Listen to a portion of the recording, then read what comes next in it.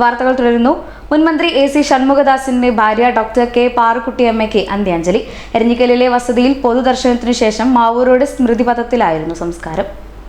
ജനകീയ ഡോക്ടർ എന്ന പേരിൽ അറിയപ്പെട്ടിരുന്ന വ്യക്തിത്വമായിരുന്നു ഡോക്ടർ കെ പാറുക്കുട്ടിയമ്മയുടേത്. AC ഷൺമുഖദാസിന്റെ ഭാര്യ എന്നതിലപ്പുറം കോഴിക്കോട്ടെ അറിയപ്പെടുന്ന ആയുർവേദ ഭിഷകരന്മാരിൽ ഒരാൾ കൂടിയായിരുന്നു പാറുക്കുട്ടിയമ്മ.